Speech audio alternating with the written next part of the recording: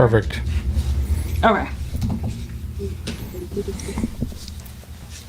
Here, you come over more. I'm gonna share it and work on all stuff, so you're just on your own. Are we frozen? Hey, I'll be right back. I'm gonna get my phone I charger. think we're live. Okay. We good? I don't know. All right. Well, I think we're live here. Finally, we testing.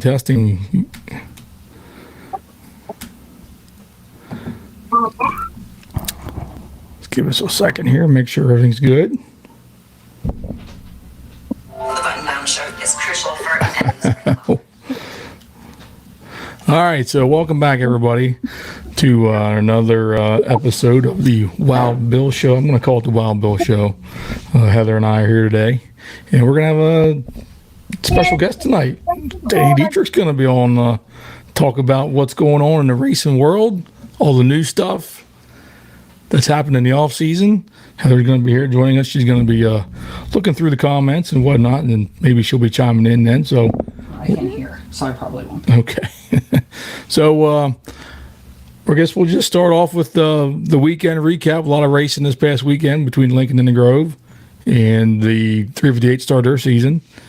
And is he in? Danny here? Yeah, he's right Okay, here. you there, Danny? Yeah, I'm right here. Can make nobody hear us? Can anybody hear us?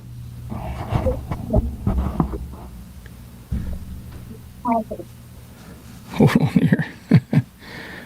Danny, you got a copy on me there? Yep. Maybe nobody can hear. I don't know. If you're out there, can you hear us? Can anyone hear us? I can hear you guys.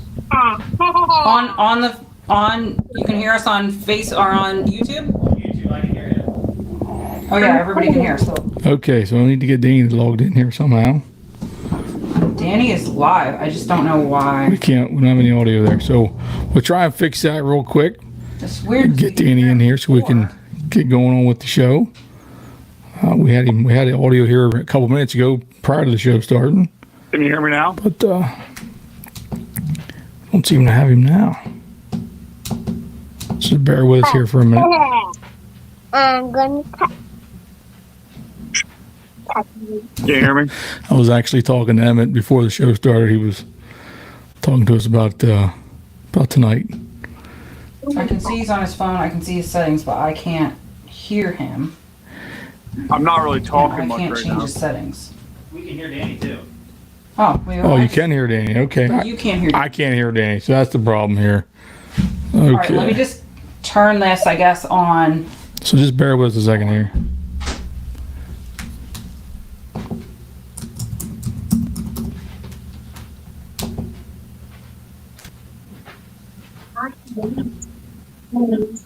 How about now? Danny. Yeah. Yeah. Can you hear me? Okay, I got you. All right. Sorry about that, everybody. Sorry about that, Danny. We lots of buttons to push here. I'm usually good at pushing Heather's buttons, but not them kind of buttons. We never did this whole call-in thing before. Yeah, so Danny, you're the first one. You're the first call-in guest. So how's it going? It's good. It's good.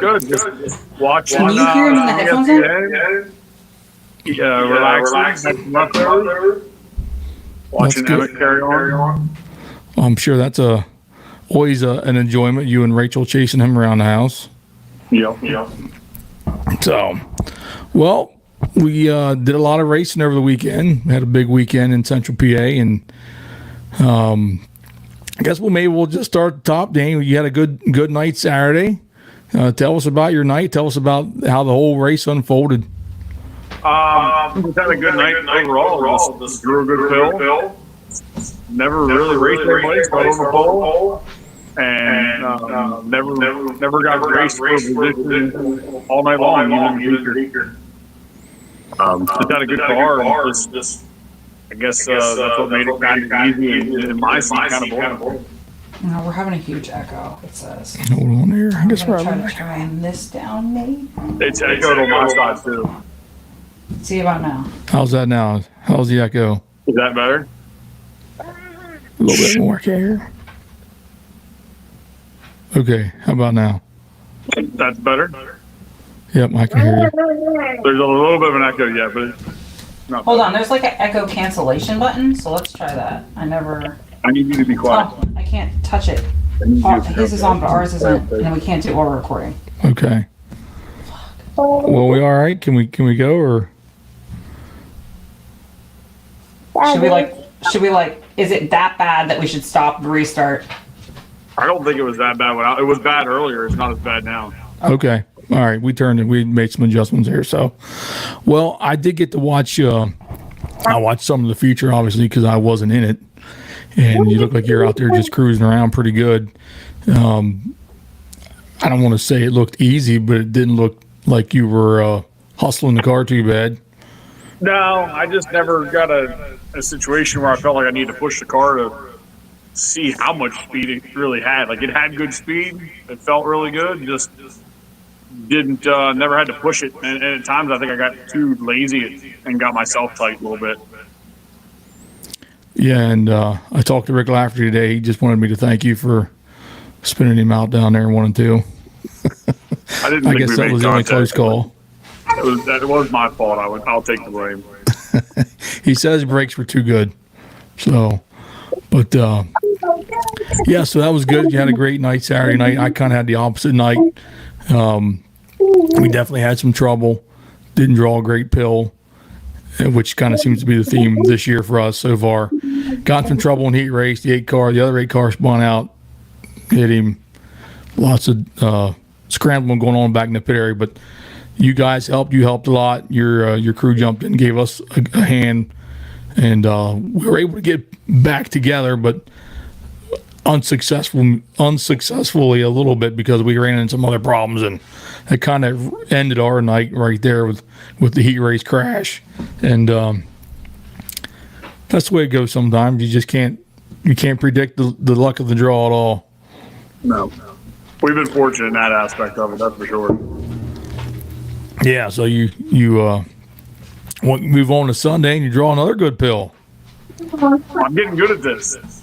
So's Gary. Gary drew the 1 for the feature Saturday, so. Well, Sunday that's we drew a good. 30. We drew a 30 on a 65, so kind of middle of the road, but just wasn't bad. Just wasn't good. Wasn't Lance good? But I don't know that. I just got to watch the video. It's still on the TV, and I don't really know. I mean, he's good, but we made it very easy for him after everybody missed the bottom about every lap. Yeah, I noticed that too. I was sitting in the car waiting to go out for the next heat race, and looked like he was just kind of like riding, and then all of a sudden he found something everybody else didn't, and he just drove by everybody and kind of made everybody look silly out there in the heat race. But it didn't really matter. You made the redraw, so that's what you were shooting for. Yeah, I mean, once he got by me, it was like, I guess I was doing that wrong in a sense. It looked so dirty on the bottom of the racetrack around the tractor tires. It didn't look like you wanted to be all the way down, which I guess it was just that crusty that you needed to be down in there for your little bit lefter grip, which, tore the hell out of the tire, but you had to be down there. Yeah, so, speaking of grip, there was definitely a lack of grip. Everybody could probably see that if you were there or if you were watching on, I guess, Dirt Vision on Sunday. I was expecting a dry, slick track, but not to that extreme. I would say, for my experience, that's probably maybe not the worst. It wasn't the worst track for sure, but it was the most odd Williams Grove daytime surface I'd ever seen. Usually it's either dry and slick, a little bit of bumps, could be a little rough. Years ago, it'd get pretty racy, but it was a unique surface, and you kind of know a little more about what happened there with people probably don't understand what went on last week, so maybe you could enlighten everybody what happened at the track. So I was, Emmett, stop. Be quiet for a minute. So I was on the phone with Justin Lowe on Friday trying to get the merchandise and T-shirt trailers sorted in the infield with our planning of things. I've tried to help the tracks with organizing that, taking it off of Justin's hands and Jerry's as far as making life a little easier. Emmett, stop or go upstairs. Mom, come get your kid. Anyway, I got a hold of Justin, was doing some paperwork, and he got a hold of me and told me they had some situations where they had some trucks and graders and tractors with the wrong type of fuel in them. They run off diesel. He told me that somebody had filled all the equipment up with gas. I'm not positive on if they ran it so long that that's how they found out to keep on moving. That I'm not sure if they ran them so long or one of them so long that it I don't know what happens to them. They lock up or whatever.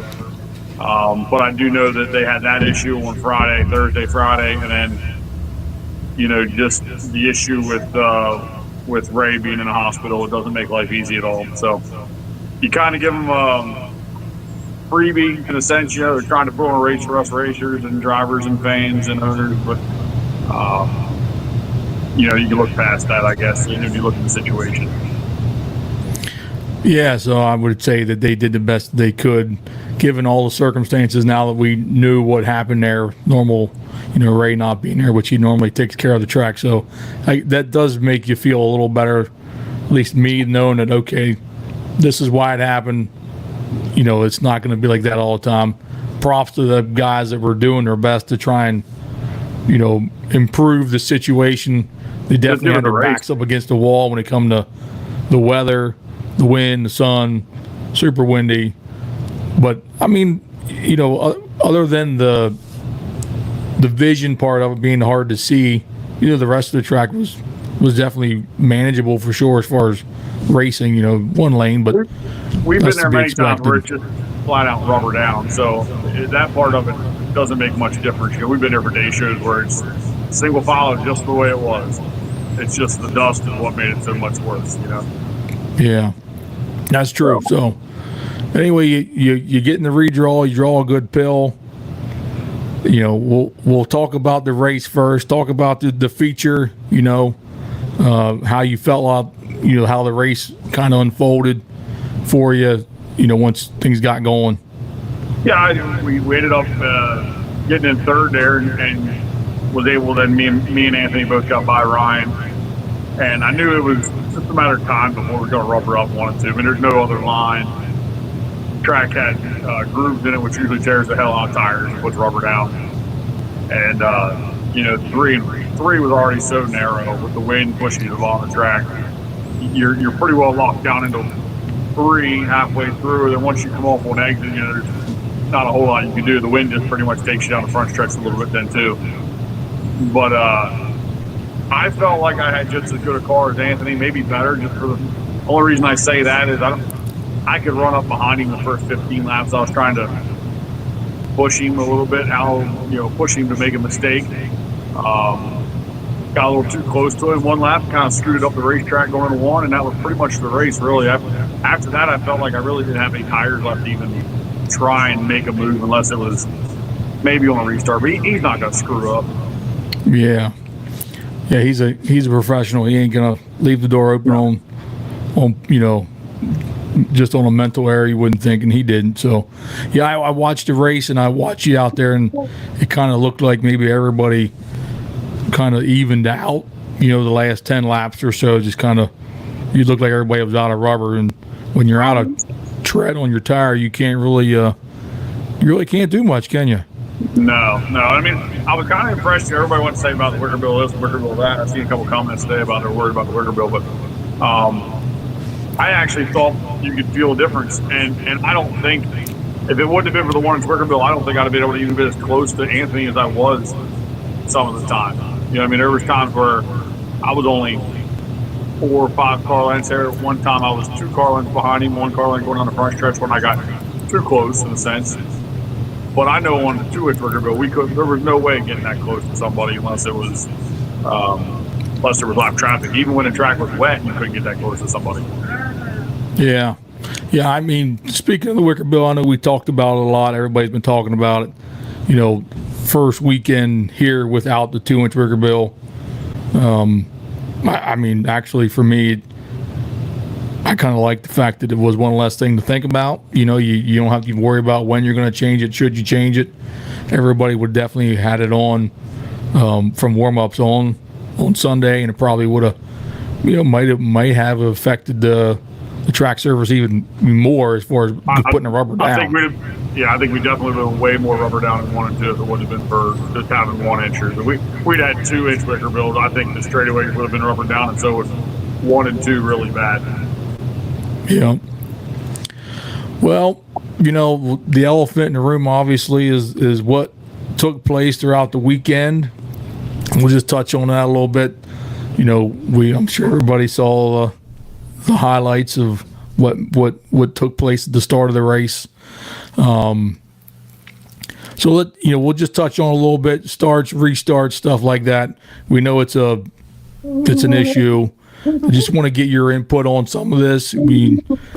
Tell me what went through your mind on the initial start, as far as as a driver, as trying to talk, like most people watching this don't know what it's like to be sitting in the seat, and let's get your input on visually what you're thinking coming to that line, and whether a start's good or not good.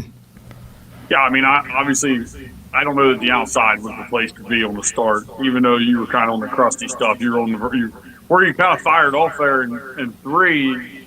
It's kind of marbly up there, and the biggest thing you don't want to do is have a bad start, So I didn't think we even had a bad start. Cameron was in the right spot to kind of drive across somebody's left front. You know what I mean? Kind of drive straight and kind of take your line away. It kept me from kind of getting into gas a little bit. And they called Cameron for a jump, which essentially put me back a row. Yeah, so when the jump's called, obviously I was on the track, so my perspective was nothing because I couldn't see anything from the back of the pack. But when they call the jump and they put the row back, they make the whole row flip flop. I know that's been going on. It happened to me last year more than once. Yeah, you did it to me. You were on the pole and jumped and you put us both back. Yeah, so I mean, I definitely would take the blame on that. I jumped that start. So I own up to that one. But then, I'm going to say this, we'll talk about this a little more. Like that night in particular, Lincoln, we were on the front row of a heat race. I rolled early. I jumped. At that particular time, the line was in the middle of the corner, which, I always felt like that was a bad spot for the line because the guy, on the outside had to roll, travel a greater distance, to get to the line, and you're having to go a little faster. They've since moved that line to the front stretch more so, and it seems like that's going to be a better deal because the front row is going to be more squared off. So, what do you think? It's definitely better when it's moved around the corner a little farther. You kind of have an evener, more even pace coming to the line. Both guys are pointed straight, and it just cleans so much up when you don't want to be on the straightaway because then you got people. You're trying to essentially turn right against the stagger to go straight down the straightaway, and you end up. I think the last year we had the line all the way, not last year, but the last time we had a line all the way on the straightaway, I think Corey Hall's destroyed 2 or 3 cars the first 3 weeks. And we had day races where we finished with 10, 11 cars. They just kept crashing out. And essentially you're trying to go straight, you get in the gas, you pick the wheels up, and it goes left. And that's why that don't work. But it don't work all the way back in the middle of the corner either, because like you said, you get a track that's slimy on the bottom. The inside guy can't take off; they just spin the tires. Or you get a time where it's dirty on the outside, and the guy on the outside has not a chance, and that's when you get called for the most jumps because it makes the outside guy look like he went and didn't go. Makes it look like he didn't go, and the inside guy fired off. Makes it look like he fired early, but it didn't. It's just situational, Yeah, it's a situational in every case because there's sometimes where even the guy on the inside trying to, push the guy on the outside up. Yeah. And, the calls are obviously a judgment call from the tower or the flag stand or wherever. And that's kind of what happened on Sunday. I kind of got up, it's kind of, it's kind of everybody's job to kind of get in the lane they need or want.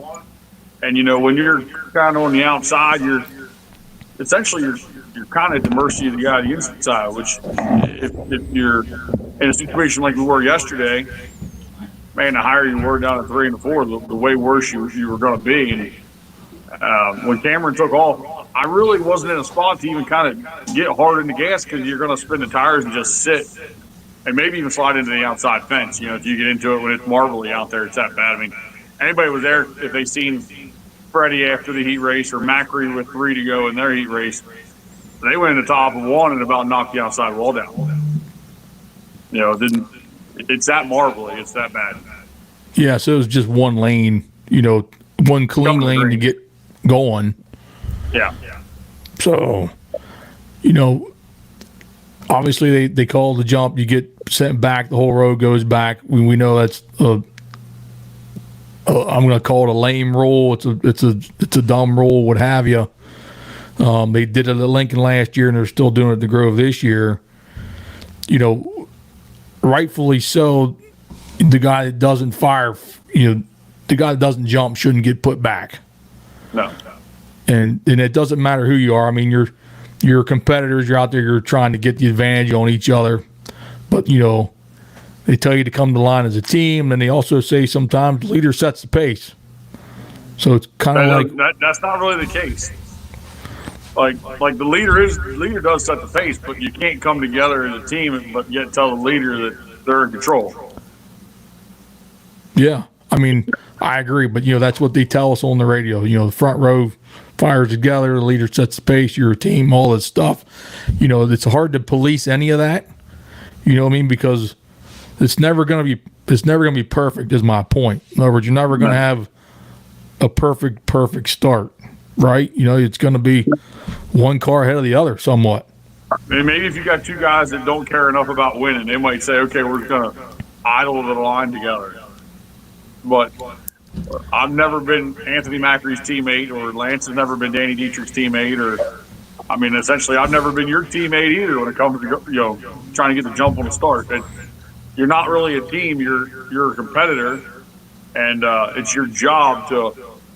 If you're going to hit the line at the same time, you're trying to be the guy with a little more speed at that point, or you're trying to just have that extra 3 or 4 feet, going past the line. Or you were able to get in the gas before the guy beside you, just a little bit. Yeah, I mean, you're looking for every little advantage as you can because, let's face it, if you can get the lead going into one, most cases, just like yesterday, that could be the winning move, Yeah. Back to the putting flip flop in the rows. I know where we stand on that's a bad rule. I just don't understand why we're still doing this stuff around here. It doesn't make any sense to me. No, I think it's going to change. As much as there might be some people out there that say that what I did today was probably uncalled for, but it was definitely called for. Anybody that doesn't know, this has been going on for years. I mean, I've tried talking to Tina. I actually told Tina last year. She texted me. I told her the last thing you should have done is give me your cell phone number, because I was ready to ream her out then, and I did let her have it. But I deleted that number. I didn't keep it. I don't want it because she has dictated a couple wins, I think, or chance to race for wins for me at the Grove. This is 2 years in a row now that I've been on the pole, I've been on the outside pole. The guy to the side of me has jumped, and I've gone back a row with them. Happened again. It happened last year. It happened this year. I think you put Lance on the pole last year, and then I run second to Lance. And same deal. I mean, I was I think it was a hammer down racetrack. I was fast, but how you going to Lance don't screw up. Yeah, I remember that night. I was racing that night as well because I remember the whole scenario of you being on the front row and then it was flip-flopped and then you chased him all 25 laps and he still, that was all you could do on a wet track. Yeah, and raced 5 car lengths behind him the whole race. You know what I mean? And if you can follow somebody at Williams Grove 5 car lengths, 6 car lengths behind him, usually you're probably faster than they are if you can be that close to them for so long. Right. So another part of this whole issue, and I'm gonna just, we'll roll right into this, and people may not think about this if you're just reading all the stuff online and you're seeing what happened here, and Danny is upset about it, rightfully so.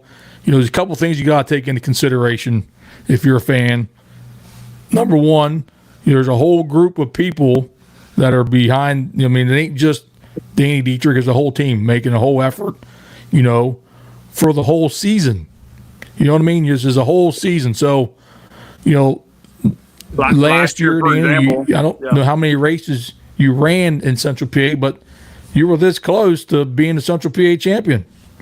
Yeah, and this year pays even more. Last year we didn't win it by 8 points. We tracked Freddie down from way behind because we were going there for a little while, and we lost by 8 points. I'm sure the way this is working out with high limit really ain't here that much. Outlaw, they got some shows here, but not a ton. And I'm sure we'll end up either A, racing Freddie or Macri for Central PA points, or who knows what will happen at Williams Grove points. You just never know. We're only scheduled to miss 4, maybe 5 shows. We won the other year missing 4. And you get a couple of rainouts on them shows, and the next thing you know, you might be in a hunt.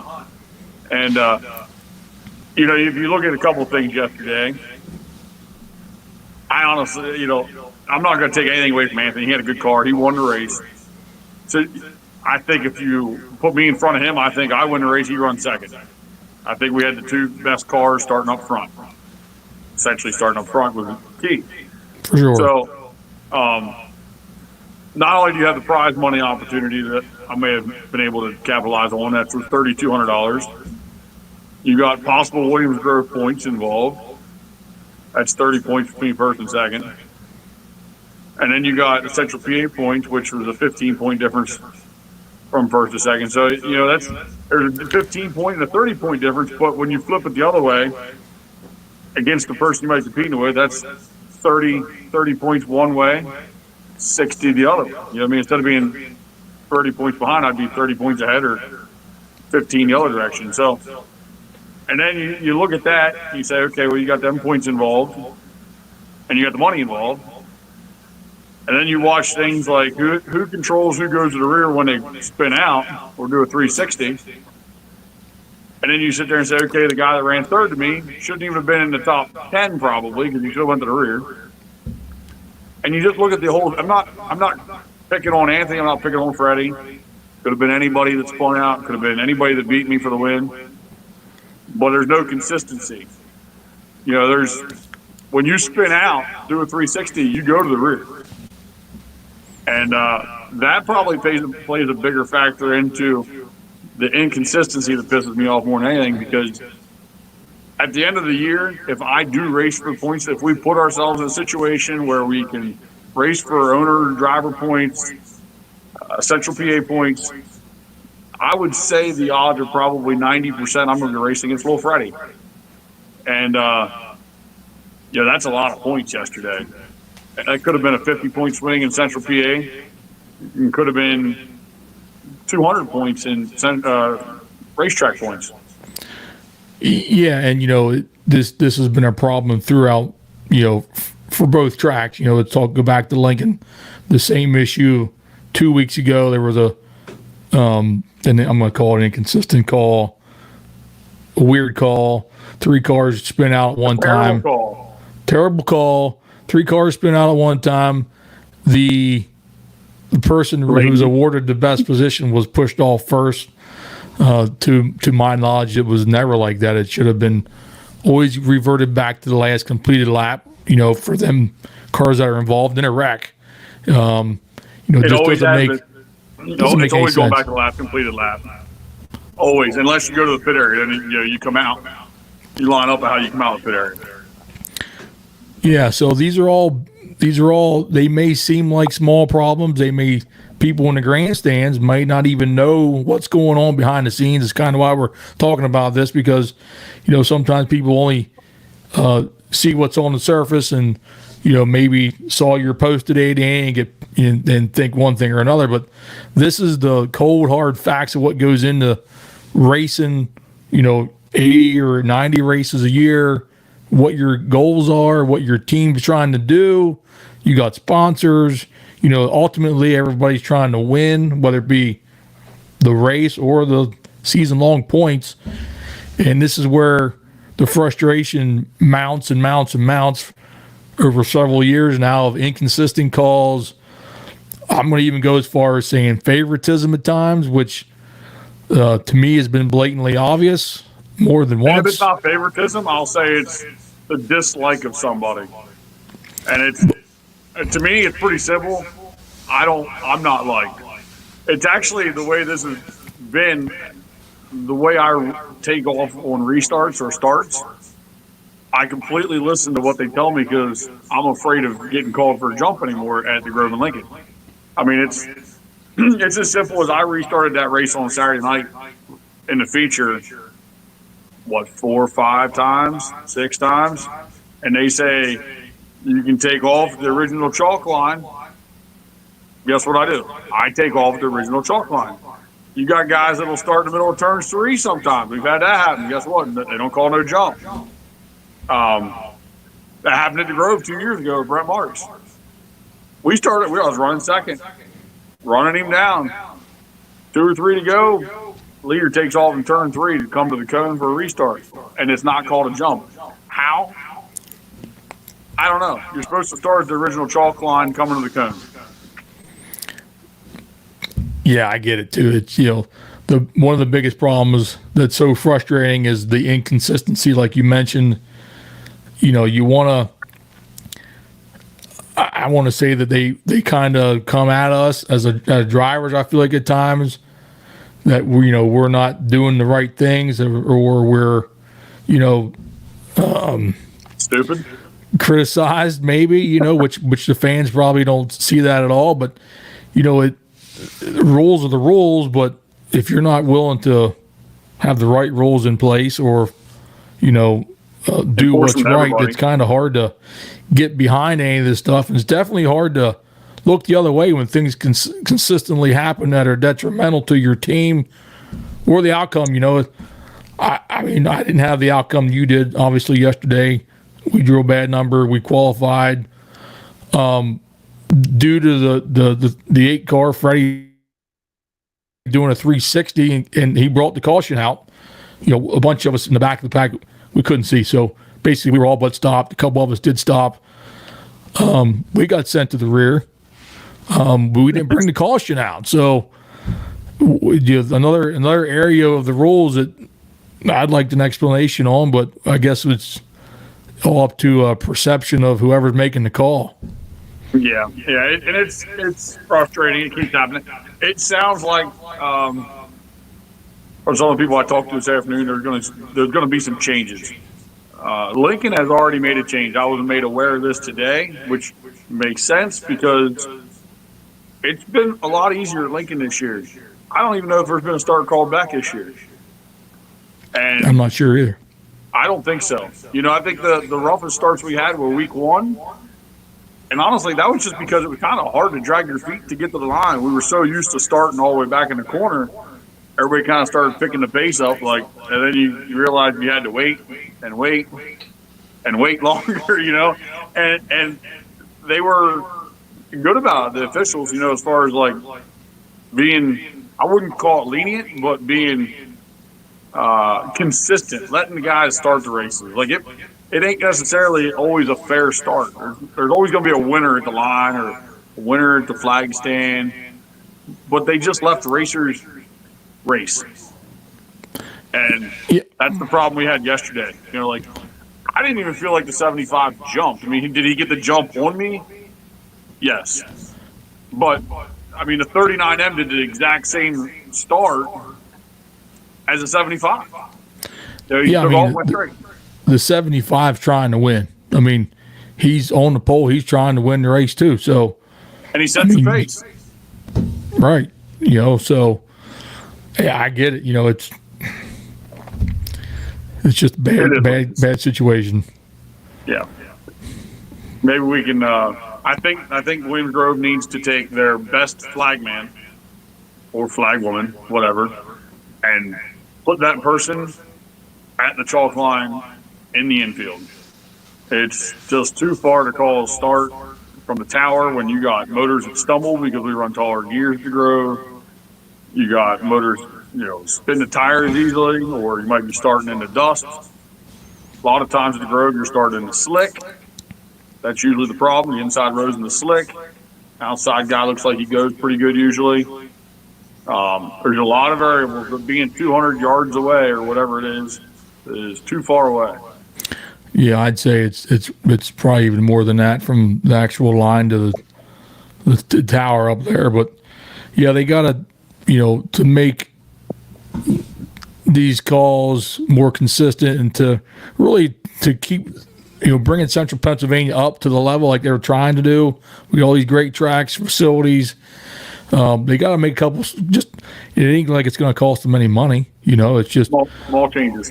Yeah, get some people down there, get some eyes on it, have one person make the call. So hopefully that improves after this weekend, so everybody can kind of move on and forget about that aspect of the show, because it can just ruin the whole show.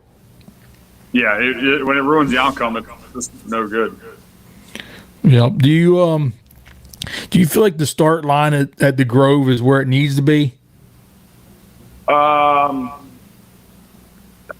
Yes and no. I mean, it could be wrapped around the corner probably another 30 feet, and that might help. Like more so like where the guardrail gets closer to the actual racing surface. Not on a straightaway, but kind of like what Lincoln did. I think that would help everybody, not just the officials, but the drivers. And they got to be consistent, not just on initial starts, but restarts.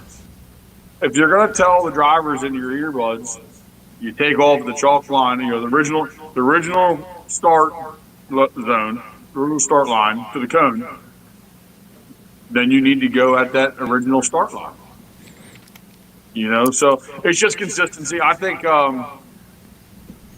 things like today with me posting what I had to post, I mean, it has to happen. Sometimes you got to grab the situation, grab by the horns, grab the bull by the horns and just, let her eat. Because if you don't, what's going to change? Yeah, I mean, somebody's got to speak up, right? I mean, you always seem to be that person that does that, which I don't think is a bad thing. Like I always tell fans walk up to me and they might be like, "Oh, your brother's got to get off the internet, got to get off Twitter, blah, blah, blah." And I'm like, well, okay, you might be right, but he might be right 99% of the time too. People just don't want to hear it. And then I feel like this has been a ongoing brewing thing. We get, you and I, through our work at the shop, we hear it from people all the time. The owner of the 75 car, he's very vocal to us. And some other, Rick actually texted me here, so that's why I'm giving a shout out to Rick. But, it takes a voice, and you have that voice. So I know I appreciate you speaking out for us. And, there's plenty of people if this was something that just happened once or twice, I mean, this has been something, it's every year I got to deal with it. So I've tried to do the nice route. I'm done. I'm done. Just drop the mic. Yeah. Anyway, what else you got on your tablet? Well, I do got some other stuff on my notes here. One more racing technical thing I want to just throw out there, because I know you and I talked about it. I kind of find it funny because we BS back and forth all the time. Let's talk about some tire dope. I just want to say that, we talked about it today. It's just funny that we're on, is this the fourth or fifth race this year? No tire dope samples that I've seen. No. I, kind of a joke.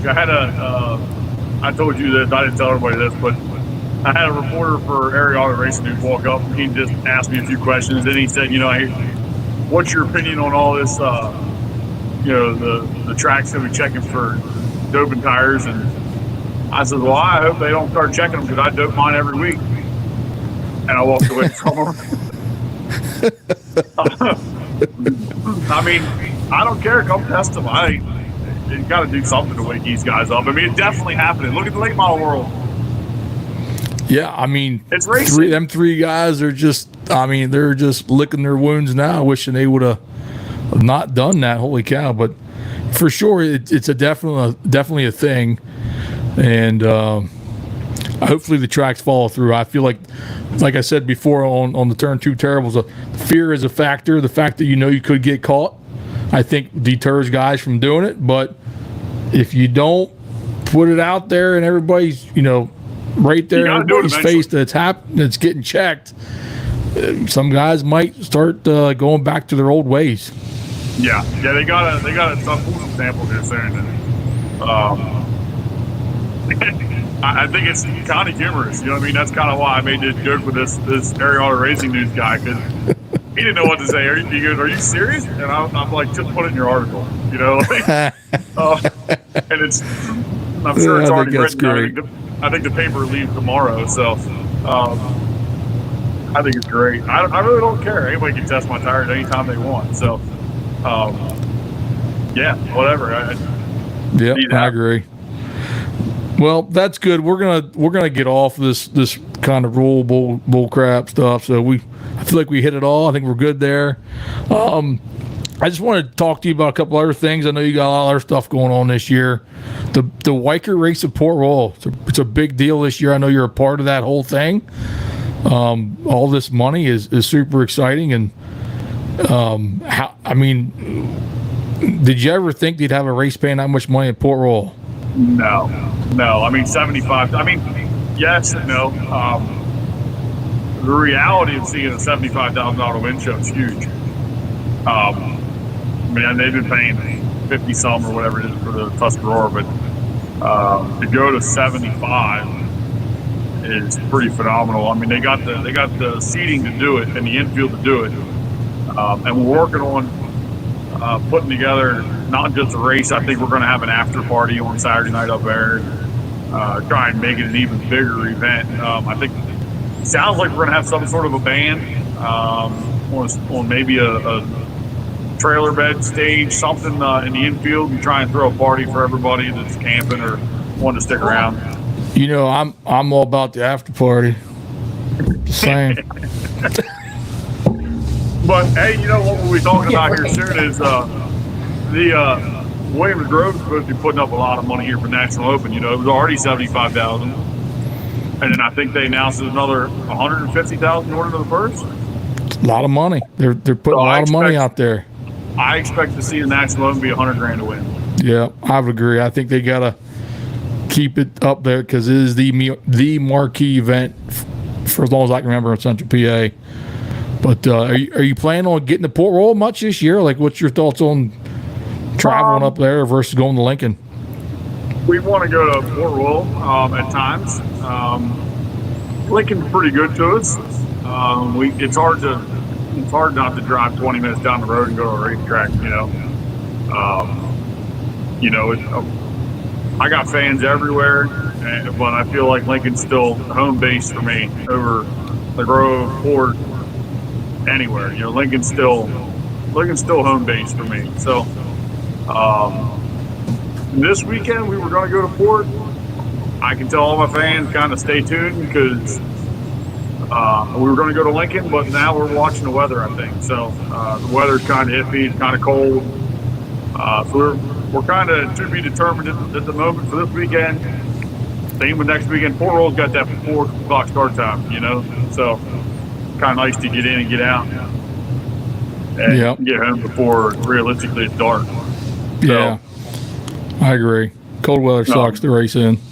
Yeah, but otherwise, probably just go to Port for the big shows.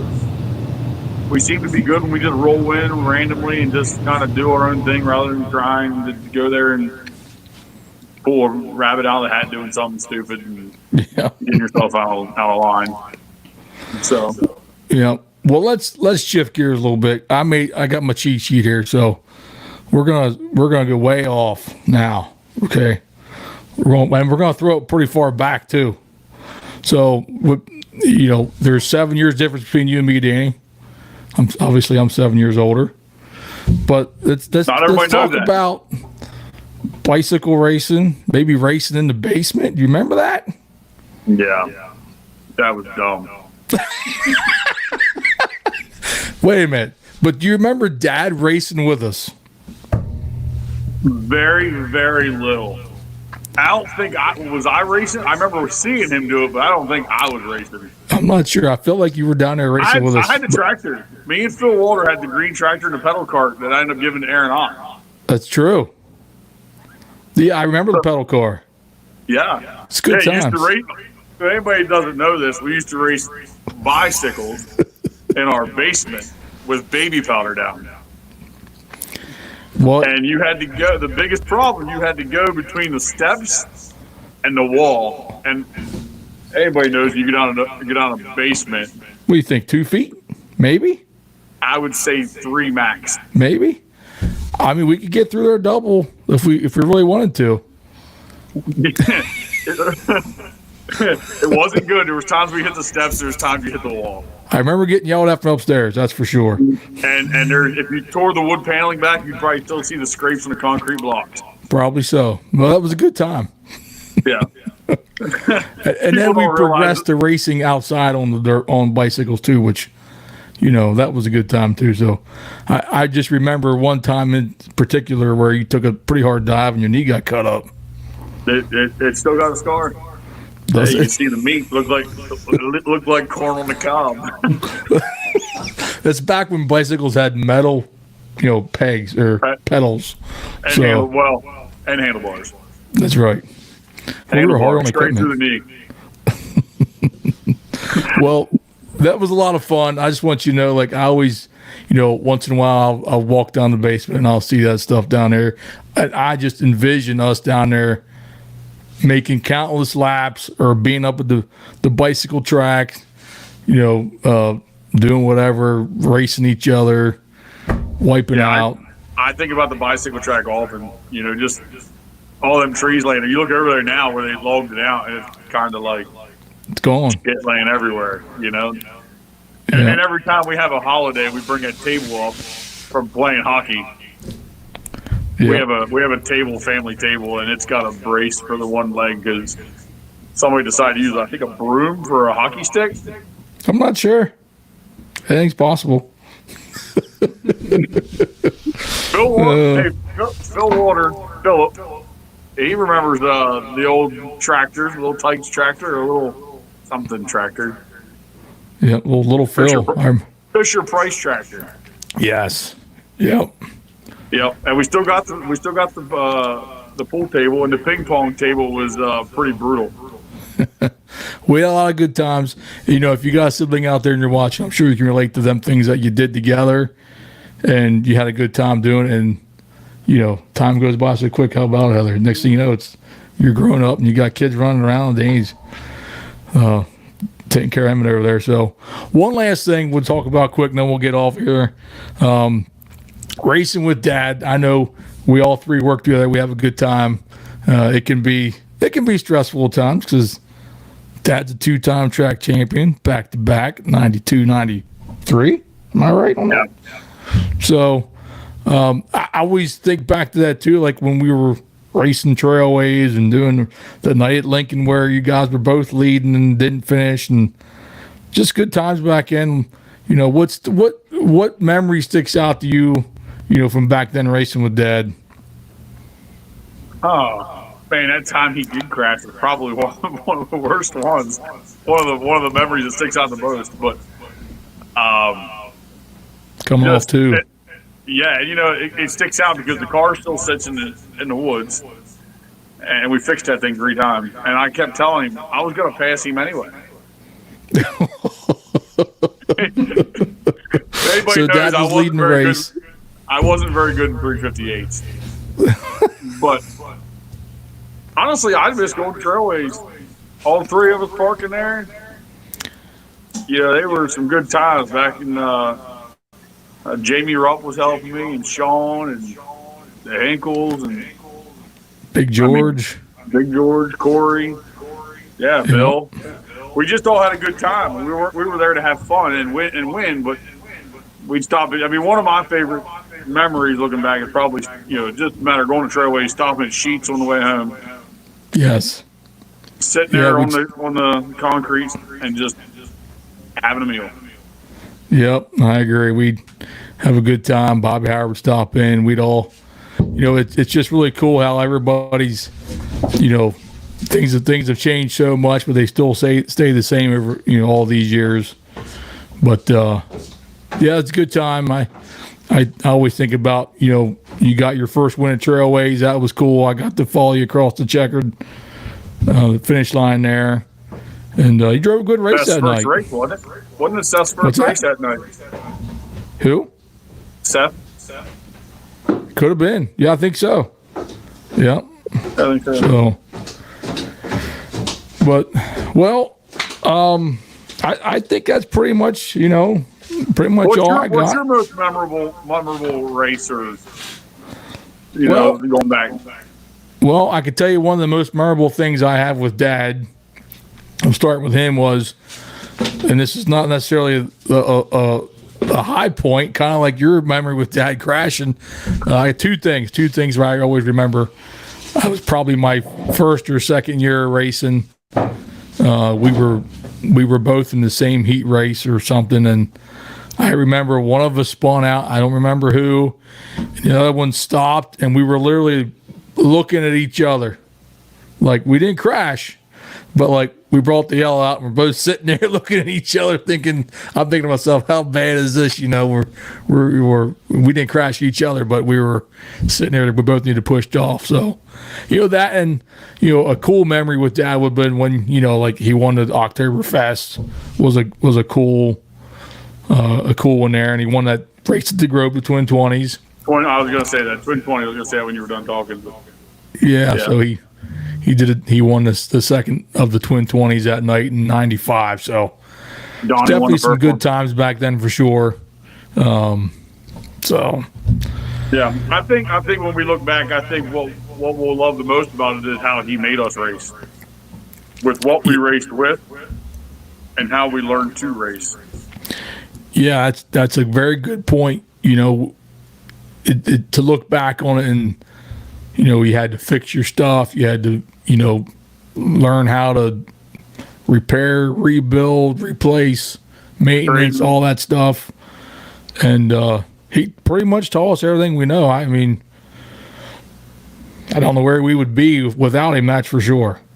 Yeah, I mean, he taught us how to just flat out be racers, not just drivers, or not just, if you want to be a team owner, but be racers. He's still teaching us how to race. Let's be honest. All right. Well, Dan, we're going to wrap this up. I appreciate you coming on, sharing these stories, giving us your thoughts and clarification on everything from the weekend. I think it was good to get that out there so everybody knows a little more about what goes on behind the scenes. So maybe we'll do it again soon. Yeah, I agree. We'll do it again soon. I didn't even really know this was happening until the other night, so maybe I can come up with some questions too, and maybe we can get a third person. Yeah, let's do it. I'm down. So, all right. Well, thanks, Dan, for coming. Thank you, everybody, for tuning in.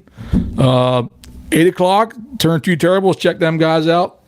They got a good show. So we'll see everybody next time, and have a good week, everybody.